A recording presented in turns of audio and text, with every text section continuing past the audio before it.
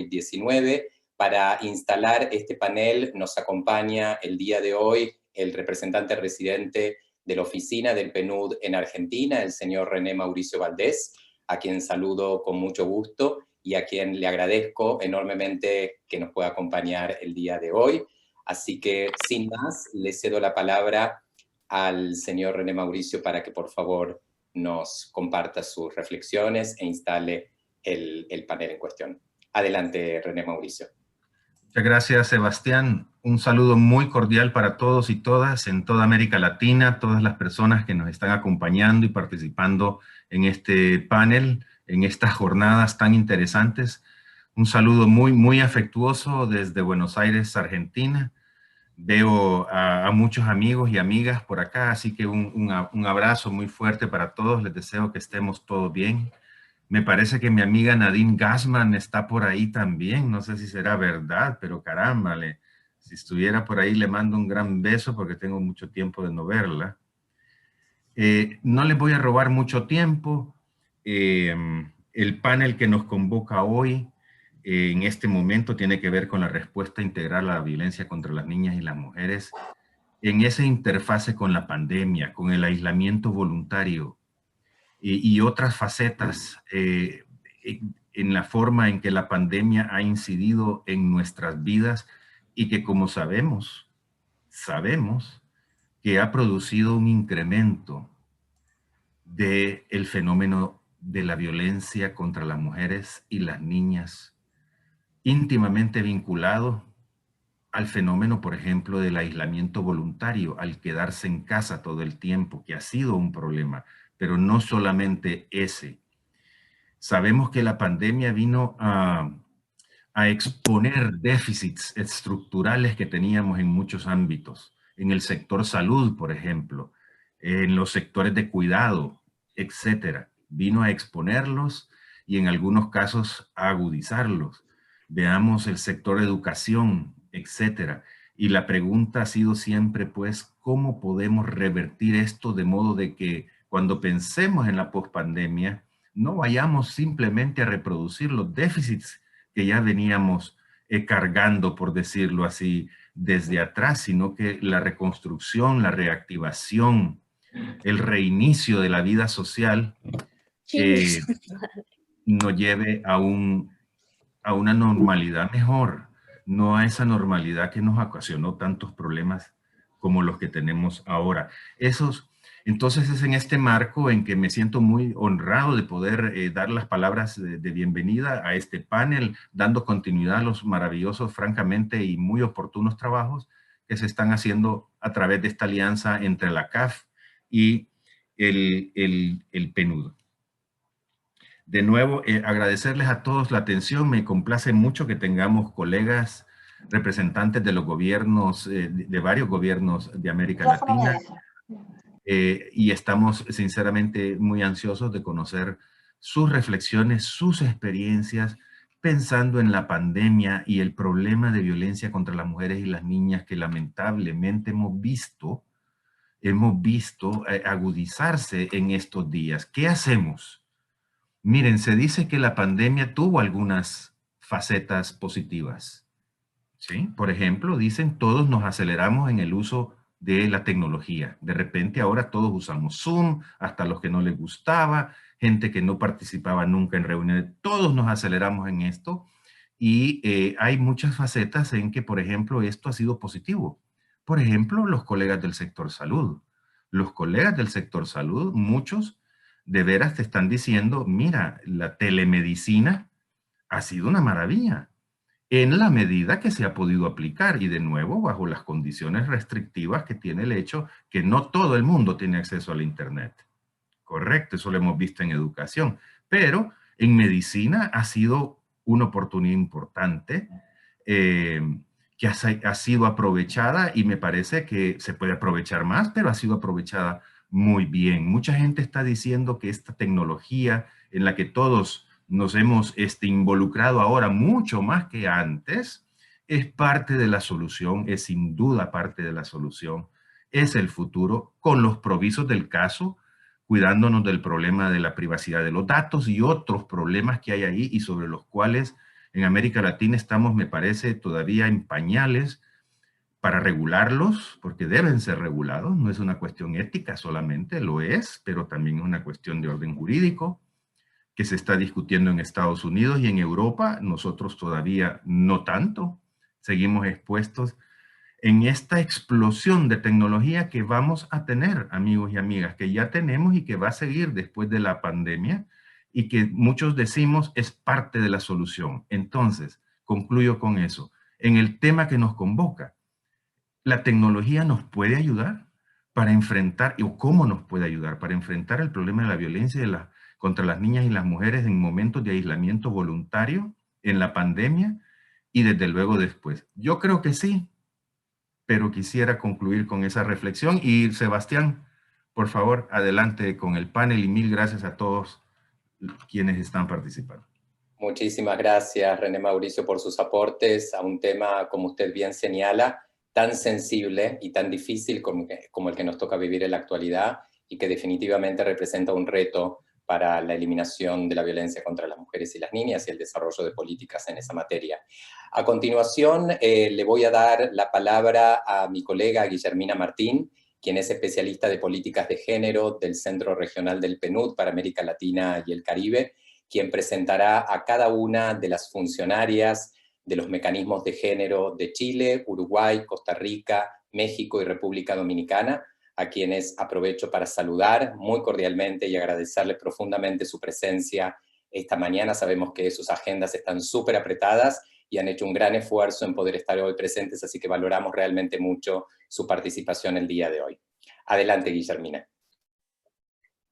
Muchísimas gracias, Sebastián. Muchísimas gracias, René Mauricio. Es un placer poder contar con el representante residente de PNUD en Argentina. Bueno, en el día de hoy estamos ya entrando en la tarde, empezando la tarde con un almuerzo previo. La idea es poder, después de estas 3 presentaciones excelentes de los 3 productos que tiene el proyecto PNUD-CAF, poder efectivamente contar con la experiencia que están los gobiernos en esta respuesta a la pandemia.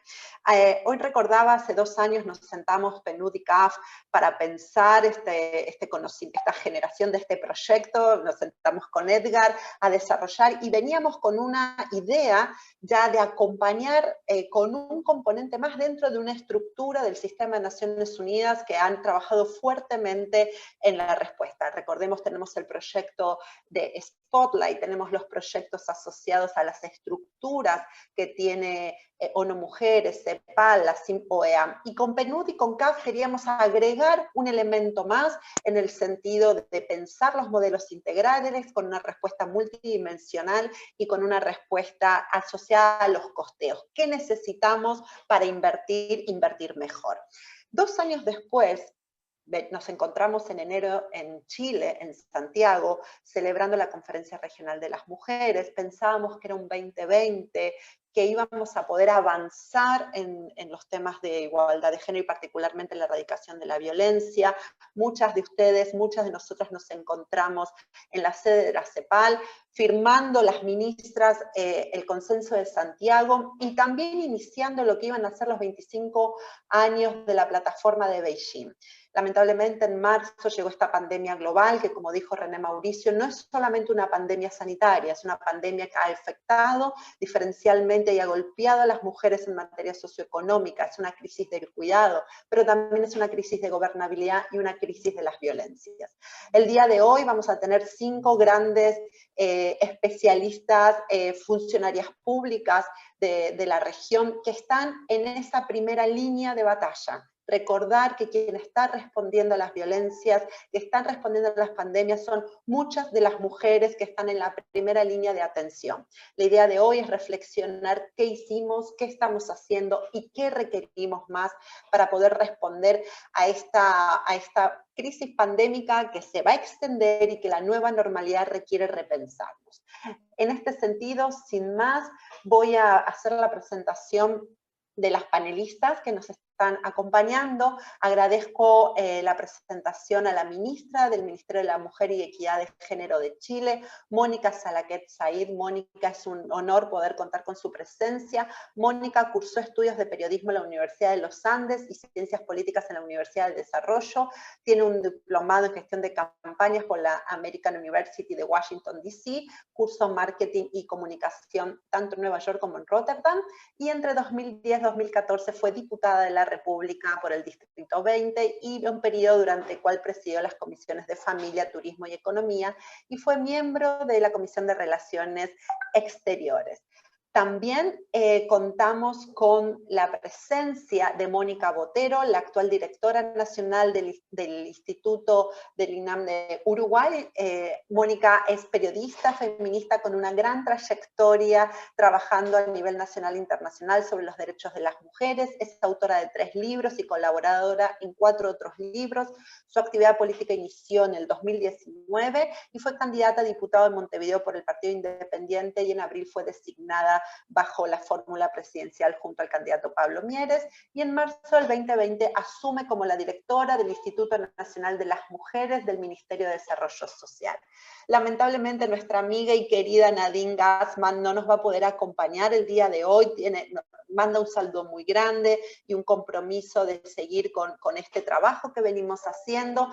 En su lugar vamos a tener la excelente presentación por parte de Celia Aguilar Setién, directora general de Estadísticas, Información y Formación de Género del Instituto Nacional de las Mujeres de México. Celia, también bienvenida, muchas gracias.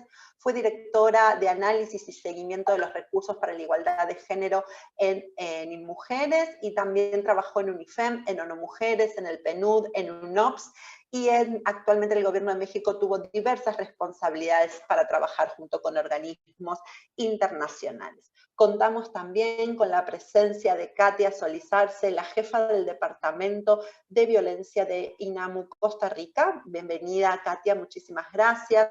Ella es licenciada en Psicología y en Antropología y en Administración de Proyectos, cuenta con 20 años en experiencia de diseño en gestión de programas y prevención de atención de la violencia contra las mujeres, y fue coordinadora del proyecto de prevención y atención de trata de personas a nivel regional de la OIM, la Organización Internacional de las Migraciones. Y por último, contamos con la doctora Elisa Sánchez Pujol, directora de Prevención y Atención de las Violencias del Ministerio de la Mujer de la República Dominicana, es egresada de Derecho por la Universidad Autónoma de Santo Domingo, cuenta con posgrados en Pensamiento Social de la Pontificia Universidad Católica de la República Dominicana, cuenta con estudios especializados en género, educación y desarrollo, y cuenta con una amplia experiencia en diseños de modelos de instrumento y protección e intervención. Como ven, tenemos acompañamiento de Chile, de México, Costa Rica, República Dominicana y el Uruguay para hacer una charla de esta hora muy interesante y ver qué estamos sucediendo para poder responder a esta pandemia dentro de la pandemia. Sin más, le paso la palabra a nuestra primera panelista y expositora, la ministra de Igualdad de la Mujer y Equidad de Género de Chile, la señora Mónica Salaquet Said. Mónica tiene la palabra, muchísimas gracias. Muchas gracias, Guillermina. Yo con todo el dolor de mi alma voy a tener que exponer y los voy a tener que dejar. Lo que pasa es que pensé que era a las 2 de la tarde y a las 3 tengo que estar en La Moneda. Les pido muchas disculpas. También tú te referiste al encuentro que tuvieron en Chile. Yo no era ministra en ese momento, pero la ex ministra Isabel Pla me contó de lo exitoso que fue y cómo se encontraron todas en la CEPAL. Así que yo espero muy pronto tener la oportunidad de conocerlas a todos y todos personalmente. Quiero también saludar de forma muy especial a René Mauricio Valdés, representante residente del PNUD en la Argentina, a Mónica Botero, directora nacional de INAMU Uruguay, Katia Solís Arce, jefa del Departamento de Violencia INAMU Costa Rica, a la doctora Elisa Sánchez Pujol, directora de Prevención y Atención a la Violencia, Ministerio de la Mujer República Dominicana, distinguidas autoridades, panelistas y asistentes conectados a este evento tan relevante.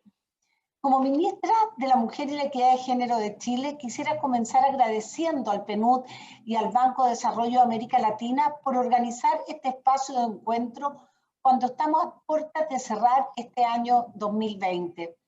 que ha estado marcado por desafíos para nuestros países y especialmente para los servicios encargados de responder a la violencia contra las mujeres. Es por esto por lo que valoro mucho poder reflexionar sobre los aprendizajes que nos ha dejado esta crisis y compartir lecciones para seguir fortaleciendo nuestras respuestas a la violencia de género. A pesar de las dificultades, las crisis siempre generan oportunidades para realizar mejoras. Es por esto que hoy quisiera compartir con ustedes los principales elementos del plan de contingencia que implementamos en el gobierno del presidente Sebastián Piñera a través de nuestro Ministerio de la Mujer y la Equidad de Género. Este estuvo en torno a 4 ejes que permitieron reforzar nuestra respuesta ante la situación de vulnerabilidad a la que se enfrentaron miles de mujeres.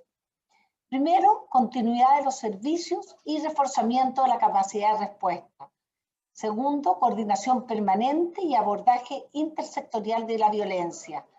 Tercero, innovación y tecnología para enfrentar nuevas necesidades. Y por último, participación de la sociedad civil y nuevas alianzas con actores estratégicos. Durante los meses de cuarentena tuvimos un 250% de aumento en las llamadas a nuestro número de orientación sobre violencia contra la mujer. Es por esto que nuestra primera prioridad bajo el plan de contingencia se centró en asegurar la continuidad de nuestros servicios de atención y fortalecer nuestra capacidad de respuesta. Rápidamente, tuvimos que destinar una mayor cantidad de recursos, tanto humanos como financieros, invertir en sistemas de tecnología para atender de forma remota y ampliar la capacidad de nuestros centros para garantizar que toda la red, compuesta por 111 centros de la mujer y 45 casas de acogida a lo largo del país, estuvieran funcionando a plena capacidad. Quiero aprovechar esta oportunidad para reconocer y agradecer el tremendo apoyo del Programa de las Naciones Unidas para el Desarrollo, quien fue clave para fortalecer nuestro plan de contingencia y satisfacer la alta demanda por nuestros servicios. En segundo lugar, me gustaría abordar la importancia de la coordinación con todos los actores involucrados en la respuesta a la violencia contra las mujeres y en aproximarse a ella como un problema de salud pública, de forma intersectorial y holística. En este sentido, todos los servicios relacionados con la respuesta a la violencia de género fueron declarados esenciales. Trabajamos de forma coordinada con la policía, fiscalía y medios de comunicación para difundir el mensaje de que ninguna mujer que buscara ayuda por violencia recibiría sanciones por salir en horarios de toque de queda durante las cuarentenas.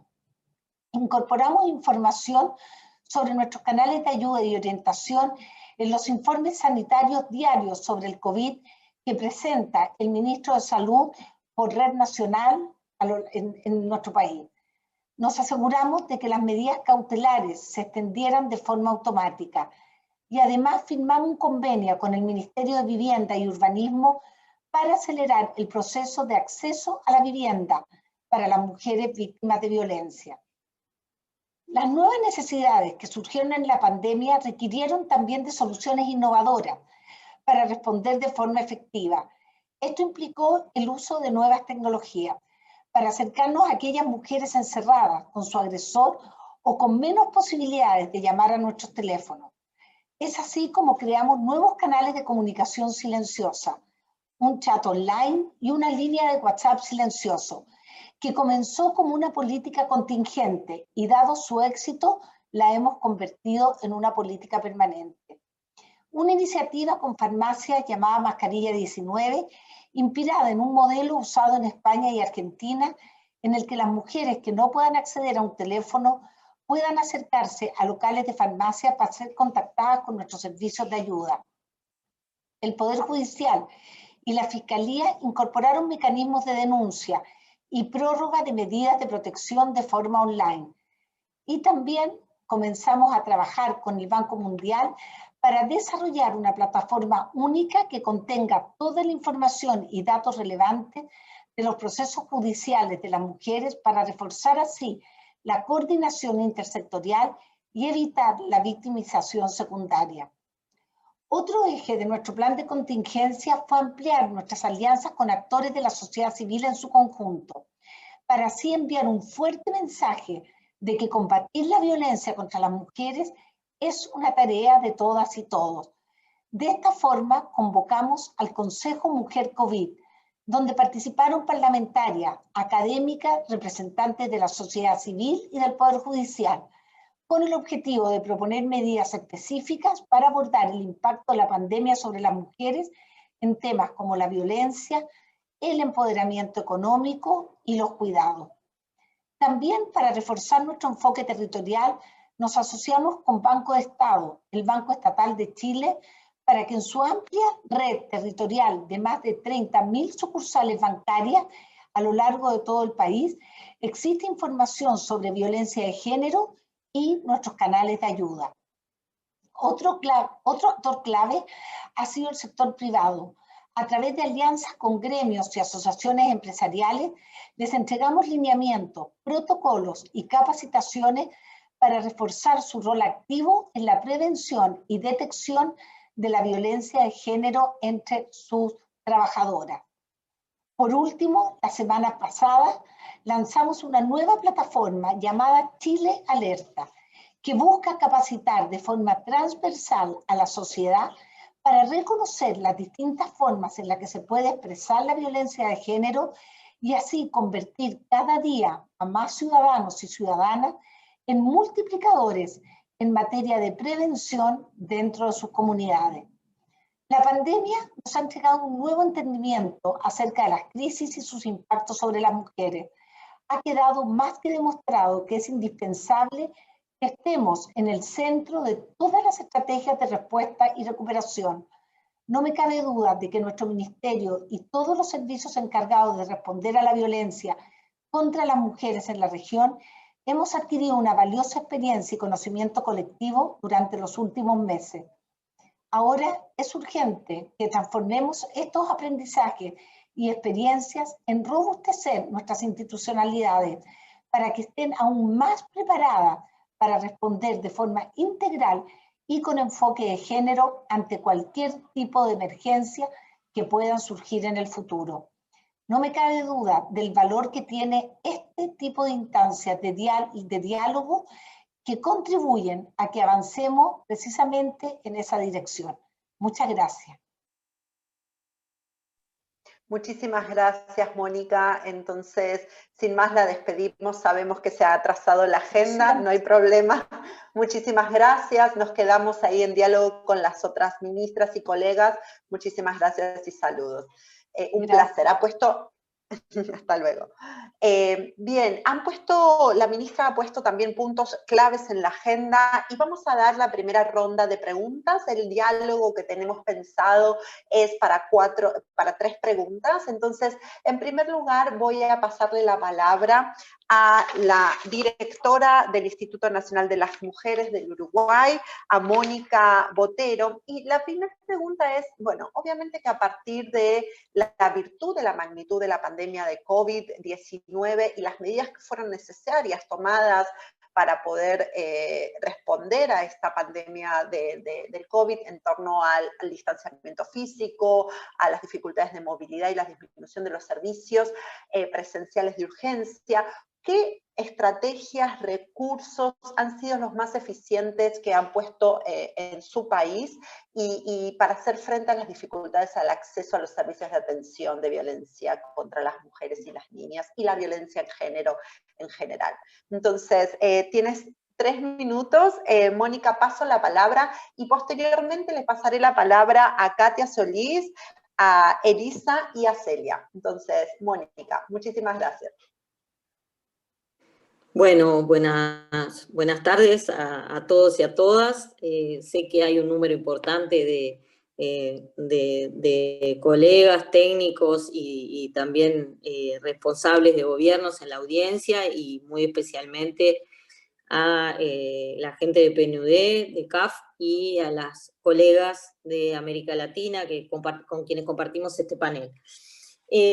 Como ustedes saben, en Uruguay la pandemia la emergencia sanitaria se declaró el viernes 13 de marzo 12 días después de que asumiera el nuevo gobierno.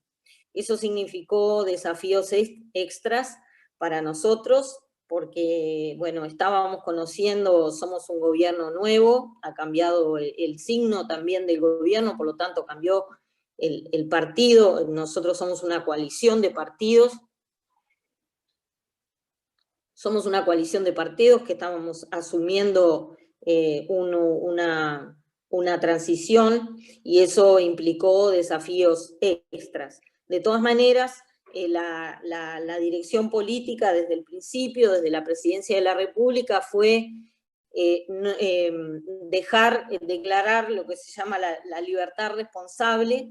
Todas las medidas fueron sobre la base de que las personas se movieran de acuerdo a lo que consideraban que era su necesidad. Se pidió restringir al mínimo los contactos y las salidas, pero en ningún momento fue declarado cuarentena obligatoria ni toque de queda.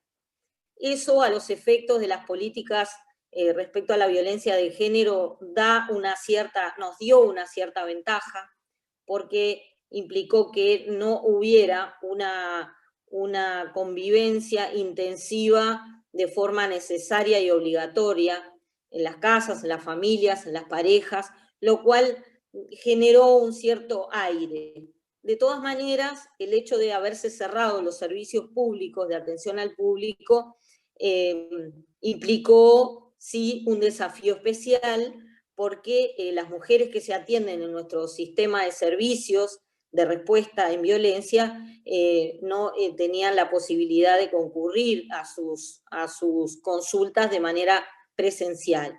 Por lo tanto, nuestro primer reflejo, porque en realidad no tuvimos tiempo de hacer un plan en los primeros días, fue no abandonar a las mujeres que se atienden en nuestro servicio y, por lo tanto, instrumentar una forma de atención remota. Esto quiere decir que, teniendo una base de datos con sus teléfonos y sus formas de contactar, teniendo mucho cuidado de qué manera se las contactaba, porque todos sabemos que tampoco es tan fácil llamar por teléfono a una mujer que está en una situación de violencia conviviendo con el agresor, no se la puede llamar de un servicio. Pero bueno, por suerte las estrategias en ese aspecto estaban ya armadas, y eso hizo que nunca en ninguno de los 33 servicios que funcionan en todo el país se dejara de dar respuesta a las mujeres que así lo necesitaban. Por otro lado, se reforzó la cantidad de operadoras que responden a nuestro teléfono 0800 de orientación y apoyo. Lo que se hizo, sí, fue difundir y ampliar. Hasta este momento, los teléfonos de orientación y apoyo, el 0800, que funciona para todo el país, era solamente para atender solamente se procesaba el llamado, la demanda de las mujeres y de mujeres que fueran directamente afectadas. Nosotros lo abrimos a personas que pudieran ser vecinos, familiares o vecinas, o miembros de su comunidad o de su familia, o de incluso compañeros de trabajo que pudieran pedir ayuda. A la vez se instrumentó una campaña masiva por los medios de comunicación, básicamente audiovisuales, para instalar en la población que las situaciones de violencia doméstica, de género en general, pero en particular de violencia doméstica, no son un problema solamente de una familia o de una persona, sino que nos deben involucrar a todos, y por lo tanto todos podemos y debemos llamar y alertar si sabemos de un caso. Por otro lado, están los teléfonos de emergencia 911, que en la aplicación, que es de la policía y es para casos de emergencia, en la aplicación del 911 se incluyó un botón de pánico, violencia doméstica, donde si una persona entra y lo aprieta, lo georreferencia y la policía tiene una respuesta inmediata. Por otro lado, se coordinó con el Poder Judicial también para prorrogar. Los jueces tienen una independencia muy fuerte en el Poder Judicial de Uruguay. Sé que esos son sistemas distintos que varía en algunos países, pero la autonomía técnica la tienen en todas partes, pero sí se les dio una orientación de que por favor, cuando tuvieran muy claro cuáles eran los vencimientos de las medidas cautelares para poder renovarlas y que no se venciera ninguna medida cautelar en pandemia. Básicamente, no quiero extenderme más, esas son las medidas bien concretas y principales que se han tomado. Muchísimas gracias, Mónica. Realmente vamos encontrando una línea de conducción, establecer los servicios como servicios esenciales, la coordinación interinstitucional, fortalecer las líneas telefónicas y la tecnología. Le voy a dar paso ahora a Celia Aguilar desde México. Sabemos que también México ha pasado un proceso de transición política también justo con la llegada de la pandemia, caso similar a Uruguay, y que esto también han fortalecido todos los procesos también de respuesta en materia de violencia. Celia, tienes la palabra.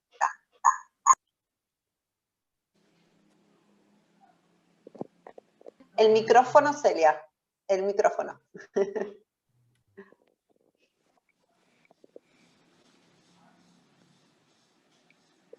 No te escuchamos. ¿Tienes que desactivar el micrófono? A ver, ¿ya? Ahora sí, perfecto, gracias. Muchísimas gracias por la invitación. Una gran disculpa de Nadine, que la atrapó en un trayecto y no pudo estar realmente en la reunión. Bueno, para nosotros realmente ha sido todo un desafío enfrentar esta pandemia, pero sobre todo desde la perspectiva de la violencia contra las mujeres. Somos un país de 127 millones de habitantes con 32 gobiernos autónomos y con un gobierno recién iniciado en una transición bastante fuerte. Pero, sin embargo, creemos, como decían también, que se han sabido aprovechar las buenas oportunidades que tenemos, tanto en cómo la pandemia hizo evidente la necesidad de atender con bastante fuerza y sobre todo urgencia la violencia contra las mujeres, y de ahí que al frente de la estrategia se puso la secretaria de Gobernación de este país.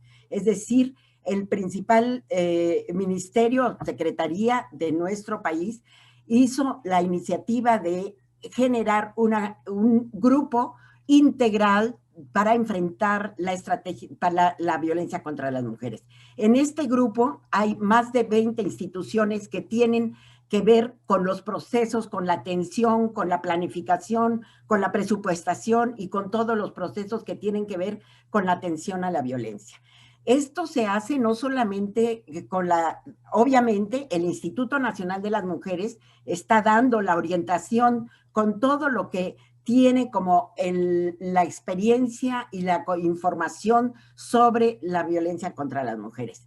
Este grupo tiene un grupo específico de estadísticas que le estamos dando seguimiento a todas las mediciones, tanto de las llamadas como de la atención y como de la variación del fenómeno tanto del feminicidio como de la violencia feminicida.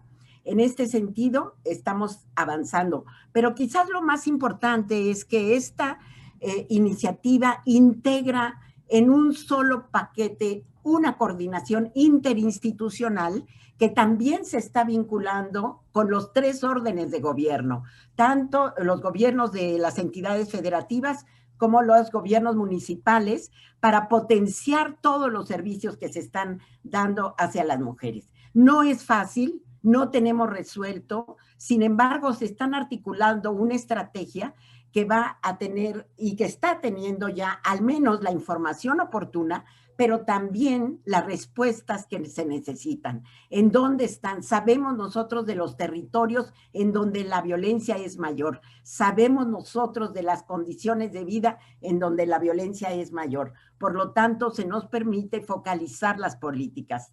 Todo esto, ¿verdad?, ha fortalecido también, paralelamente, los servicios que se tienen, los refugios de violencia y todas las atenciones de los centros de justicia, y se están iniciando nuevas acciones, como son un movimiento, se llama MUCPAS, Mujeres Constructoras de Paz, en todos los municipios, vinculado con la estrategia de seguridad pública que pone los recursos y redes de mujeres generan atención a la violencia, pero sobre todo prevención de la violencia contra las mujeres. Ese es el avance que tenemos como estrategia. Celia, muchísimas gracias. Creo que además de lo ya mencionado, trajiste un elemento central que tiene que ver con la territorialización de los servicios. En los territorios es donde se producen la llegada más grande con las comunidades, tratar de trabajar a nivel local estas respuestas integrales, porque siempre los barrios, las comunidades, los movimientos es quien pueden atender efectivamente y acompañar a estas mujeres. Vamos a dejar ahora a Elisa Sánchez Pujol de República Dominicana. Bienvenida, Elisa, que también hubo un proceso de transición política este año. Entonces, exacto, Elisa, si quieres contar cómo fue las respuestas que brindaron el gobierno de Dominicana para atender a la violencia contra las mujeres en este contexto de COVID. Gracias, Elisa. Tienes la palabra. Muchas gracias, Guillermina. Buenas tardes a todas y a todos. Un gran placer poder compartir estas experiencias. Bueno, pues como ya tú has dicho, el gobierno actual y el Ministerio de la Mujer, dirigido por la ministra Mayra Jiménez, somos nuevos, estamos en transición. Y efectivamente, en el momento que el presidente Luis Abinader asume el poder, estábamos en una fase un poco finalizando los impactos primarios del COVID con relación a la República Dominicana. Evidentemente que el COVID, en el caso nuestro, nos ha evidenciado una violencia muy compleja y gravosa, lo que ha dado lugar a que desde el Ministerio de la Mujer se haya iniciado una estrategia tendente a movilizar todos los recursos para proteger y garantizar no solo los derechos de las mujeres, sino también de las niñas. Esos recursos han ido enfatizados hacia el aumento de los servicios públicos, porque en nuestro caso el COVID provocó violencias tan graves que estamos registrando unas 37.625 violencias denunciadas y más de 2.120 feminicidios cometidos en el país. Esto nos obligó a tener que redefinir las estrategias de intervención, provocando acercamiento, contactos, planes con las instituciones del Estado, así como también estableciendo mecanismos de trabajo sensibilizatorio hacia las comunidades. El Ministerio de la Mujer, a su vez, ha incidido para que un conjunto de medidas, como son reformas legales, se hayan fortalecido, y desde ese despacho se ha producido una reforma importante para todas las dominicanas, y es que el presidente de la República acaba de decretar un plan estratégico para la protección de las mujeres víctimas de violencia. Esto para la República Dominicana es muy importante, no existía en otros eventos, en otros eventos históricos, y ahora encontramos que el presidente plantea un plan estratégico fundamentado en varios ejes. Un eje tiene que ver con la presentación al Congreso Nacional de la Ley de Atención Integral para las Víctimas de Violencia, donde se establecen varios ejes de protección, como es el eje de la atención, la prevención, la investigación, la sanción y la reparación. Esto es muy importante porque tenemos una ley, que es la ley 2497, que no cubre todas las violencias que se han de identificar en todo proceso que vive la mujer en su ciclo de violencia. En ese orden también, esta ley es una ley orgánica que establece un conjunto de medidas que legislaciones anteriores no la contemplaban. Y para nosotros es un gran avance el hecho de que el presidente, por su iniciativa propia, lo haya sometido al Congreso para fines de legislatura.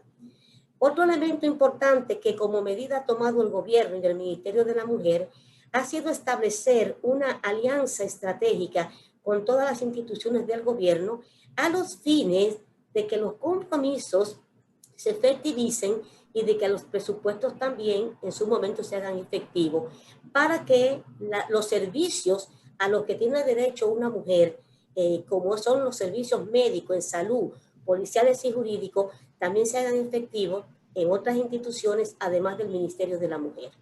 Y nos parece muy importante esta medida por cuanto toda esta relación apunta hacia los objetivos del milenio del que nosotros somos signatarios y que lo estamos ejecutando en el marco de la Ley 112 sobre Estrategia Nacional de Desarrollo. Estas políticas públicas encaminadas por el Ministerio de la Mujer la hemos establecido por la alta gravedad de la violencia contra las mujeres en la República Dominicana, así como también contra la compleja violencia que viven nuestras niñas. Entonces, las iniciativas gubernamentales han ido encaminadas primero a proteger a la mujer en sus derechos, pero también a proteger a las niñas. En este sentido, el presidente dispuso la conformación de un gabinete social dedicando recursos especialmente para la adolescencia, de manera principal para invertir en aquellas menores en situación de riesgo como son las madres embarazadas. Esta política se coordina conjuntamente con el Consejo Nacional de la Niñez. Nos parece muy significativo que el gobierno en esta pandemia y como una forma de aminorar todos los daños que implica la violencia a las mujeres, entre ellas la orfandad de cientos de niños que están siendo asistidos por el mismo Estado, también es importante destacar el plan de atención y prevención de violencia. La República Dominicana no había tenido una política pública que trazara estas líneas.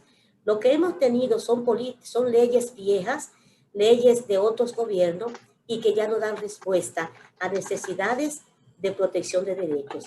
Y en este sentido, el gobierno dispuso una comisión a través del Ministerio de la Mujer para que un equipo multidisciplinario elaborara conjuntamente con la sociedad civil, el movimiento de mujeres y el movimiento feminista, elaboráramos una propuesta de plan de atención y prevención a las mujeres sobrevivientes de violencia. Y esto para nosotros es muy importante, primero porque es lo pionero y sigue a otros países en ese sentido, y segundo, porque ahí se establece la fuente de financiamiento para atender las violencias a las mujeres. Se establece también el compromiso social de que toda mujer sobreviviente de violencia tiene derecho a la reparación. Por primera vez, este plan cambia un conjunto de legislaciones, un conjunto de reglamentos que nos obligan a asegurar más a largo plazo la seguridad de las mujeres. Este plan tiene una duración de 4 años y se acompaña con cambios estructurales en la policía, porque plantea la creación de una policía especializada y de la creación de medidas y directrices desde el ámbito del Ministerio Público que sean más eficaces para la protección de las mujeres. Por último, las mujeres estamos en un proceso de desafío, de nuevos acuerdos, de nuevas negociaciones, pero aspiramos que con estas propuestas la mujer dominicana finalmente ha llegado a un esquema efectivo de protección. Muchísimas gracias.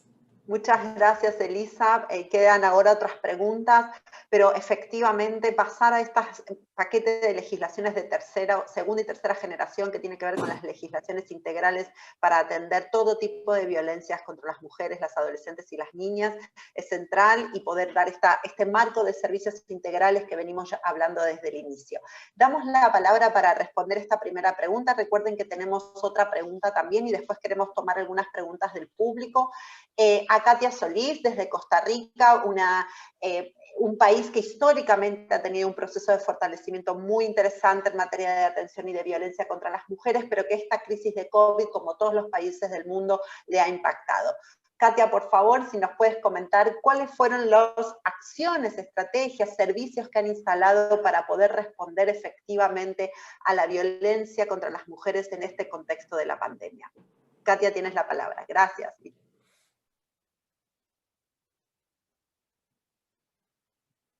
El micrófono, tú lo puedes desactivar. Ahí Listo. está, perfecto. Ahora sí, ¿me escuchan? Perfecto. Sí. Tienes 3 minutos en esta primera pregunta. Excelente. Gracias, buenos días.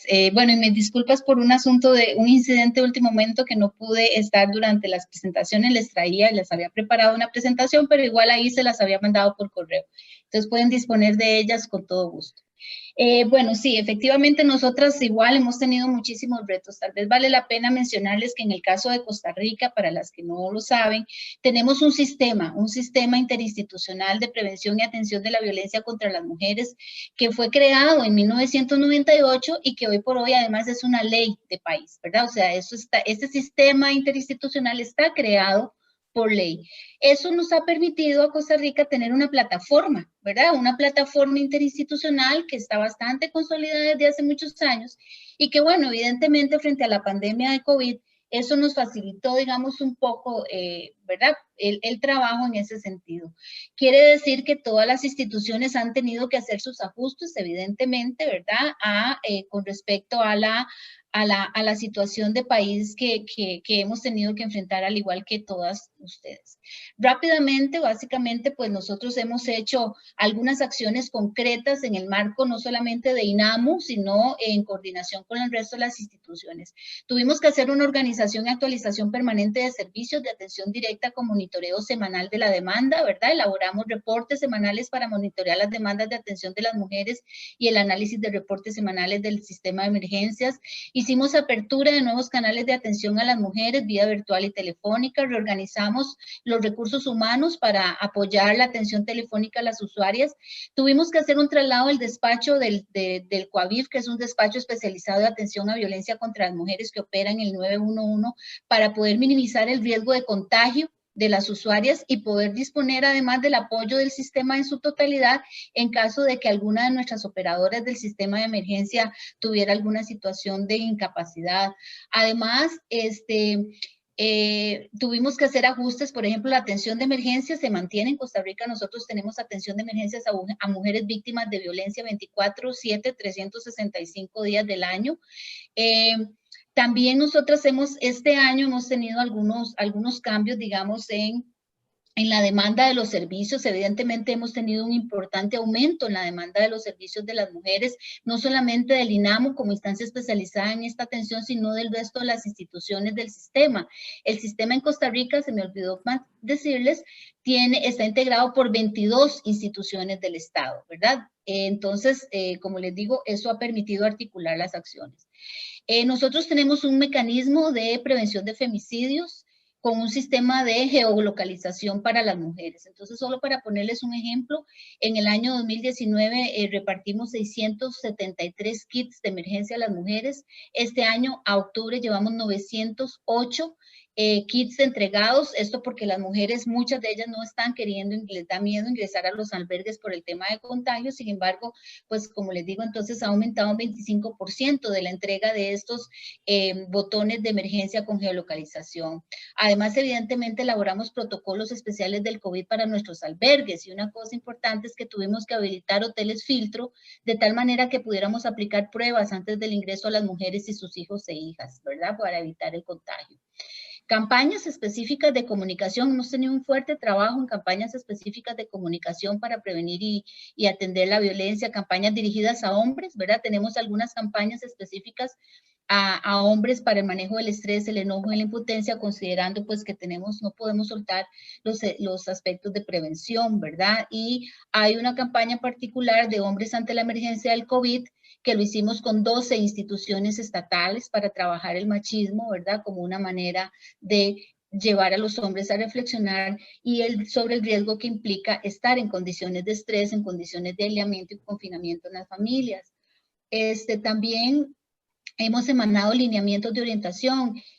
Como parte del Sistema Nacional, nosotros tenemos 70 redes locales interinstitucionales en todo el país, ¿verdad? Entonces, estas redes interinstitucionales están ubicadas en 70 cantones y este año hemos dado seguimiento a través de lineamientos específicos para orientarles a ellas de cómo mantener la atención a las mujeres en el contexto y frente a los riesgos por el COVID. Por supuesto, hemos tenido que actualizar algunas vías de referencia en servicios integrales. Por ejemplo, con el Ministerio de Seguridad Pública reforzamos acciones de patrullaje en coordinación con la referencia, ¿verdad? En relación con las referencias que ellos reciben del 911 y del INAMU. También reforzamos medidas de corresponsabilidad con las oficinas de protección, atención a víctimas del Ministerio Público. ¿Para qué? Para que pudiéramos entre ambas entidades reubicar a las usuarias en riesgos de femicidio y pudiéramos establecer una protección protección conjunta de mujeres con este tipo de riesgo.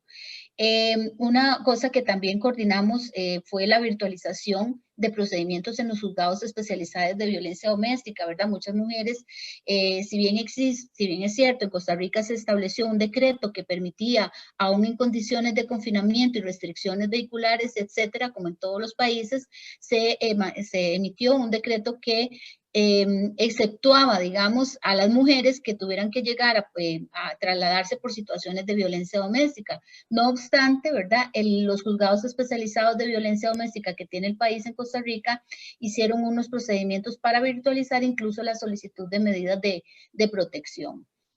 Una cosa importante, digamos, que hemos tenido que trabajar muy fuertemente es el tema de los medios de comunicación. Yo no sé en los países de ustedes, pero a nosotros nos ha pasado de que en estas épocas de COVID, la gente ha estado tremendamente conectada, digamos, a todos los espacios virtuales y de medios de comunicación. Eso significa que si la violencia, por ejemplo, cibernética o la violencia contra las mujeres, o incluso, que es lo que hemos notado, digamos, en el caso de los medios de comunicación, una especie de justificación de la violencia, todo lo que conocemos como esa violencia simbólica que se produce en los medios de comunicación.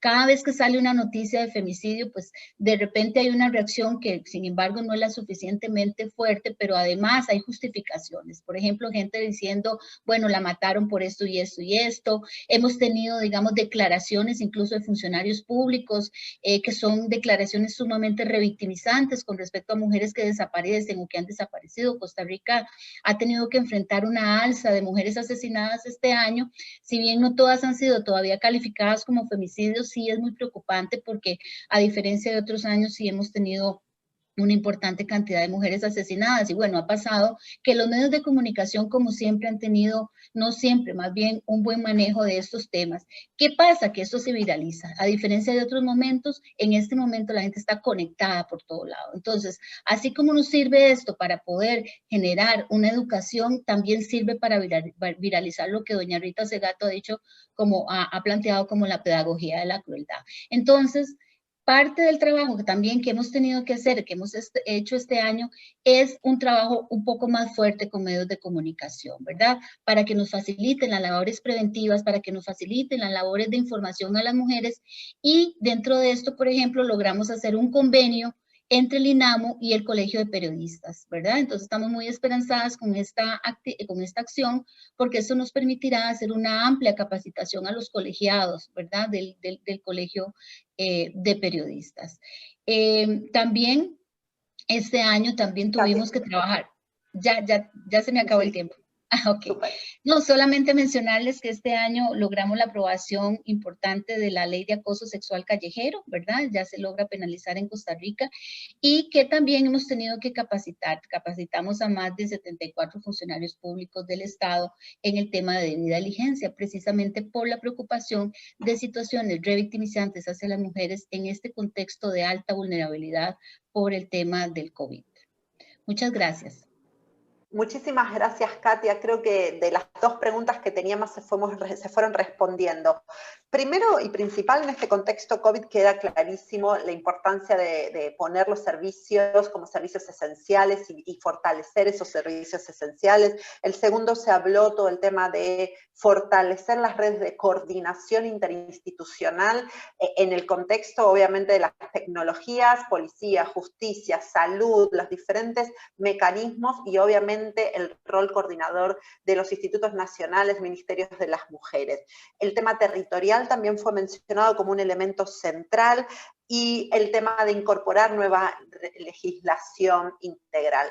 Aquí Katia mencionó dos elementos nuevos y que son sumamente importantes en términos de transformación de las normas sociales de género y estos modelos de masculinidad hegemónica, poder reflexionar con los hombres y junto a los hombres el tema de su rol de la prevención del machismo y de estas estructuras patriarcales. Y el rol que cumplen los medios de comunicación y las redes sociales últimamente, ¿no? Para seguir revictimizando y profundizando a lo mejor y cómo trabajar con los medios. Y otro elemento central que tiene que ver con la violencia en la vía pública, la violencia entrecruzada con otros elementos, no solamente el acoso sexual callejero, qué nos pasa a las mujeres en la vía pública, en el transporte, en el caminar día a día. Yo quisiera ir directamente a dos preguntas, que es el final, digamos, para poder retomar algunas preguntas del público. ¿Qué estamos haciendo, si nos puede contar cada una, para asegurar el financiamiento efectivo? Hemos vivido momentos de crisis, de transición, de pandemia, pero al mismo tiempo de transición política. Necesitamos que los servicios y que las respuestas de violencia sean respuestas del Estado, no de gobiernos, ¿no? Que queden anclados, como decía Elisa, en legislación, en asignación presupuestaria, independientemente y que los servicios cumplan, ¿no? Independientemente de gobierno, los sistemas educativos se mantienen, el sistema de salud se mantiene, el sistema de atención de la violencia tiene que mantenerse independientemente de la gestión de gobierno. Pensar esto como una política de Estado central. ¿Cómo, voy a pasar la palabra a Mónica en términos de financiamiento y aseguramiento de una política dentro de un sistema central? Gracias. Bueno, yo he tratado veo que tenemos un montón de cosas en común. No he abundado sobre la política nuestra en general porque quise dar un panorama concreto sobre nuestras políticas respecto al COVID. Pero este tema me parece muy importante. Creo que en América Latina tenemos que hacer un aprendizaje respecto a esto. Y es que no podemos empezar de nuevo cada vez que cambia el gobierno, que cambia un gobierno, por más que sean signos distintos. En materia de políticas públicas en general, pero vamos a centrarnos en políticas de género. El proceso que hemos hecho en Uruguay, pero sé porque trabajé como periodista en varias partes de América Latina, es un proceso que surgió con la redemocratización de la mayor parte del continente, a mediados de los años 80, y que es un proceso que creo que se mantiene hasta ahora, y es que el movimiento de mujeres ha tomado conciencia, primero desde la sociedad civil, la academia, y después a medida que las mujeres políticas han entrado masivamente en los cargos de decisión, en todos los distintos gobiernos y en todos los procesos que hemos ido transitando, se ha tomado conciencia de que las reivindicaciones de las mujeres, el diálogo sobre género y los avances que hemos ido logrando a medida que hemos ido avanzando en el proceso histórico del feminismo global, pero en particular latinoamericano, tenemos claro que esto tiene que ser, esto debe ser más allá de los signos políticos partidarios y tienen que ser procesos de políticas de Estado, porque si no, todo el acumulado se va tirando por la borda cada vez que cambia un gobierno, y nos parece que eso a quien afecta es a las mujeres, a las que más nos necesitan. Yo, desde que asumimos en marzo, he repetido innumerables veces que la nuestra es una política de Estado y que no tenemos ningún prurito ni ningún prejuicio en reconocer que nuestra idea es continuar una construcción que se viene haciendo desde hace años, pero que particularmente se ha reforzado en Uruguay en los últimos 10 años. Se ha conseguido en el periodo anterior un conjunto legislativo que nos da un soporte muy importante. Decimos que se ha construido un edificio con 4 patas muy importantes, que son la ley de género, de igualdad de género, que es la que, digamos, el gran paraguas, la ley integral de violencia de género, donde se incluyen, por supuesto, todas las nuevas formas de violencia que se ha ido identificando el movimiento feminista, la ley de acoso laboral y sexual y la ley de trata. Esos son un poco los pilares de nuestra política que ya están construidos por un periodo anterior de distintos signos y que nosotros creemos que tenemos que ir amueblando, le digo yo, a este edificio que fue construido y necesita contenidos porque evidentemente no hubo tiempo para ir construyendo. ¿Esto qué quiere decir? Primero, por supuesto, como todas las expresiones de las políticas públicas, es conseguir presupuesto. Durante la pandemia ha sido nuestra tarea principal. En Uruguay, ayer se terminó de votar el presupuesto en el Parlamento y se ha votado la creación de 3 juzgados especializados de violencia de género en la zona norte del país, que es la más necesitada, a donde los servicios llegan más tarde. Se ha incrementado en más de un 20% el presupuesto para los servicios de respuesta en violencia, y se ha reforzado institucionalmente el Observatorio de Violencia de Género, que es la institución que recopila la información de todas las organizaciones del Estado. Esto no ha sido algo fácil, pero creo que la pandemia nos ayudó a que desde el gobierno se defina, y desde el Ministerio de Economía, tenemos una ministra de Economía mujer, que se defina como política prioritaria la asignación presupuestal al combate a la violencia de género, pero no solamente por recursos genuinos del Estado, que los hay y se otorgaron, sino también se le está pidiendo a los organismos internacionales, tanto de cooperación como de crédito, que es necesario que con cualquier acuerdo que se haga con Uruguay se converse con el Instituto Nacional de las Mujeres para indagar sobre las necesidades que se puedan tener para el sistema de respuesta. Esto por un lado. Sí. El ruido no es de acá, estoy tratando de ver si es de acá. Pero no hay problema. Alguien dejó el micrófono abierto quizá. Por un lado ese tema presupuestal, y por el otro me parece fundamental la continuidad en las políticas de Estado. No podemos construir una política de género sin una solidaridad, digamos, intergubernamental, además de interinstitucional. Intergubernamental en el sentido de en la continuidad histórica de los gobiernos, por más que sean de distintos signos. Creo que quienes estamos comprometidos con los temas de género y con las políticas de género debemos hacer el esfuerzo de tomarnos mucho más de los encuentros y de los acuerdos que de las diferencias que podamos tener.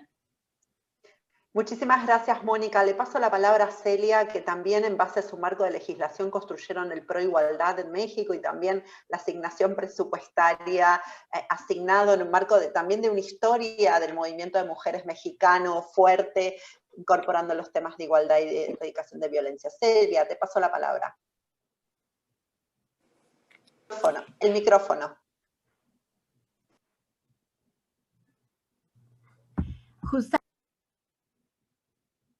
Perdón, tienes el micrófono apagado, Celia. Otra vez.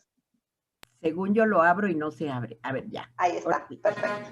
Sí, justamente México tiene, por el movimiento feminista y por toda una serie de circunstancias históricas, México tiene un sólido marco jurídico para la protección de los derechos de las mujeres.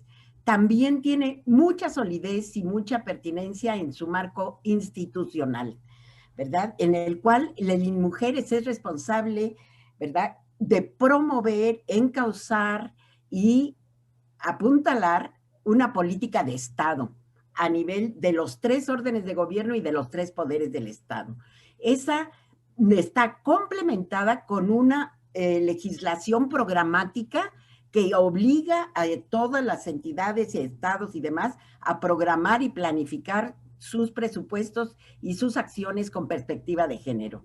Desde luego, estas leyes y este marco institucional ya data ya de tiempo, sin embargo, no se ha aplicado el mandato.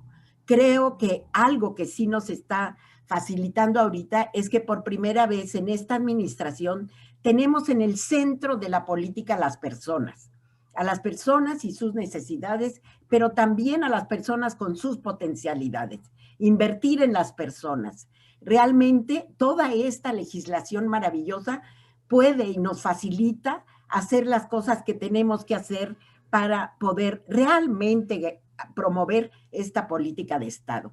Además, tenemos una secretaria de la Gobernación que no solamente es mujer, sino es feminista, y también, bueno, a Nadine, que es realmente una fortaleza para México tenerla al frente de esta tarea. En este sentido, quiero decirles que las cuestiones que se están implementando por primera vez es esta articulación real, o sea, que estamos, por ejemplo, promoviendo. Primero, en la ley se hicieron los servicios esenciales obligatorios.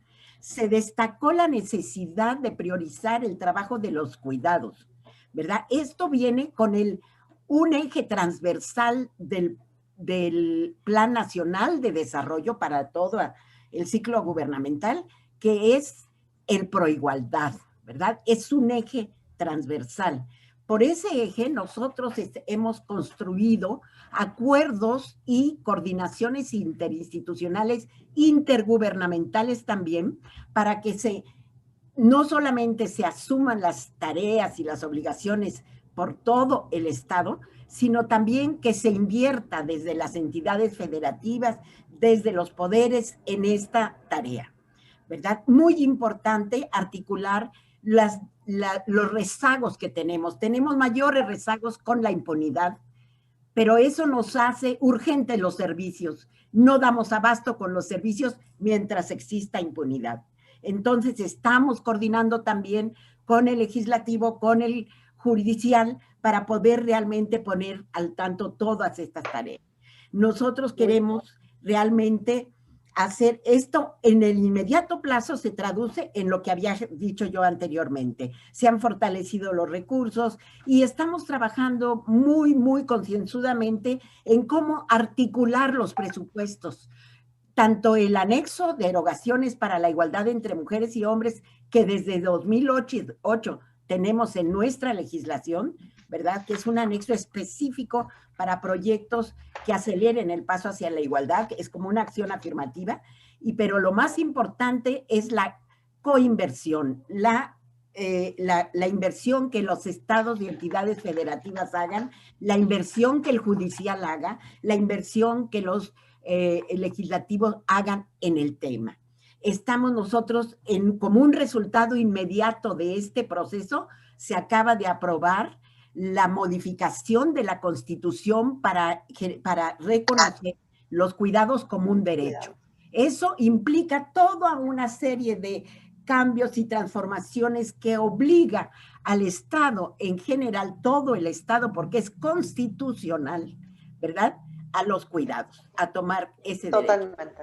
Invertir también la parte que es muy importante, la parte financiera, los servicios financieros, los créditos, toda la inversión de todos los niveles, ¿verdad? Porque la autonomía económica de las mujeres es uno de los mejores preventivos contra la violencia. Entonces, ocupadas también con una perspectiva de prevención de violencia en la inversión financiera en los trabajos para las mujeres. Muchísimas gracias, Celia. Totalmente, es inversión y es la reparación. Sin poder tener una autonomía financiera y económica, las mujeres no pueden salir de este ciclo permanente de las violencias. Me quedaría toda la tarde con ustedes charlando, realmente se está poniendo muy, muy rica la conversación. Lamentablemente tenemos que cortar en breve, pero para Alicia y Katia, además de hablarnos de financiamiento y de hablarnos del tema del Estado, quiero agregarle una preguntita más que nos hace el público. El teletrabajo ha llegado para quedarse, se ha reconfigurado los temas de cuidado y hay violencia en el lugar del trabajo, nos están preguntando. ¿Qué acciones están pensando desde los países para poder regular? Sabemos que Argentina ha regulado la ley de teletrabajo, pero pensando también en términos del convenio 190 de la OIT, que tiene que ver con la violencia en el lugar del trabajo. Entonces, Elisa, te paso la palabra para las dos preguntas y si quieres integrar un poquito más. Tienen 3 minutos cada una y les agradezco. Gracias. Muchísimas gracias. Bueno, en el caso del financiamiento, reiteramos que por primera vez en el país, para las mujeres, ha sido muy importante las medidas que ha tomado este gobierno.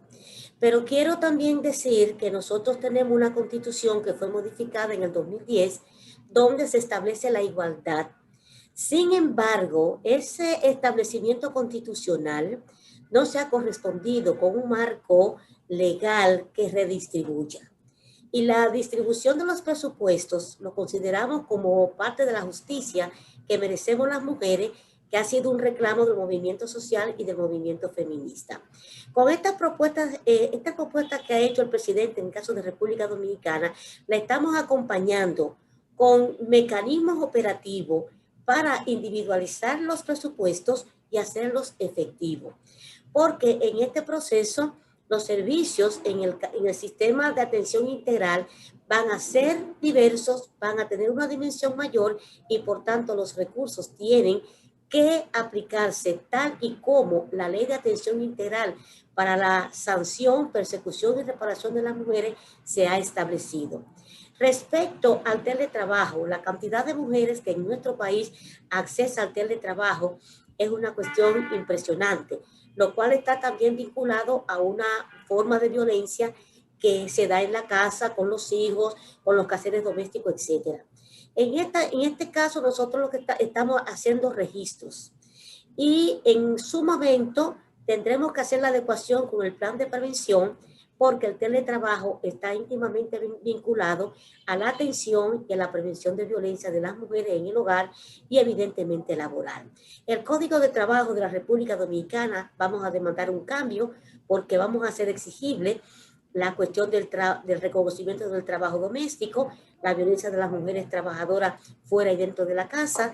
Entonces, en esa situación, el Ministerio de la Mujer se encuentra elaborando una política desde ya para no solamente hacer visible, sino evidenciar las violencias de que son víctimas las mujeres que trabajan en teletrabajo. Muchísimas gracias. Ahora, los últimos 2 minutitos, agradecemos a Mónica Botero también, que sabemos que tiene que retirarse. Los últimos 2 minutitos, Katia, te pasamos la palabra para tu última intervención y ahí cerramos. Gracias. Bueno, muchas gracias. Sí, bueno, respecto al financiamiento, igual, ¿verdad? Como lo han manifestado doña Celia, doña Mónica, doña Lisa, en el caso de Costa Rica, pues esto es un reto, pese a que tenemos la ley del sistema, ¿verdad? Que define la responsabilidad por ley de las instituciones de asignar presupuestos para la atención de la violencia contra las mujeres. No siempre esto es tan sencillo, ¿verdad? De que sea respetado como tal. Sin embargo, en este momento sí hay un elemento importante que Costa Rica ha venido avanzando, y es que el Ministerio de Planificación de Costa Rica, el Mideplan, está dando seguimiento a través del cumplimiento de los ODS, ¿verdad? Pidiéndole y solicitándoles de manera muy estricta a las instituciones que definan cuál es la inversión que están haciendo para responder a los objetivos del desarrollo sostenible. Entonces, esto viene a complementar de manera importante el trabajo del sistema. Costa Rica también tiene una política específica, ¿verdad? El Plan OVI, y entonces claramente ahí dentro de esta política pues se han generado los indicadores de, digamos, de evaluación que forman parte del seguimiento a la política en materia de inversión que tendrían que estar haciendo las instituciones para la atención. Al designar o al definir los servicios de atención de violencia contra las mujeres como servicios esenciales en el país, las instituciones en buena teoría no recortan, ¿verdad? No están recortando presupuesto en materia de atención. Preocupa muchísimo, nos preocupa de parte del INAMO en materia de inversión, los recortes en materia de prevención, ¿verdad? Ya la UNICEF ha hecho estudios, ¿verdad? Interesantes sobre proyecciones muy interesantes respecto a cuál es la consecuencia que va a tener a mediano y largo plazo en el aumento de la violencia contra las mujeres, especialmente contra las niñas, por ejemplo, los embarazos de niñas, ¿verdad? Y los matrimonios forzados, cuando no o cuando estamos desacelerando la inversión en materia de prevención de la violencia. Entonces, ese es un dato que a INAMU en particular y el sistema nos tiene muy preocupadas. Como le digo, pues no han habido necesariamente recortes en esta línea, pero Costa Rica está pasando por una crisis económica importante. Hay recortes presupuestarios en todos los niveles y como siempre, los programas sociales y los programas de las mujeres no siempre son lo prioritario, desgraciadamente.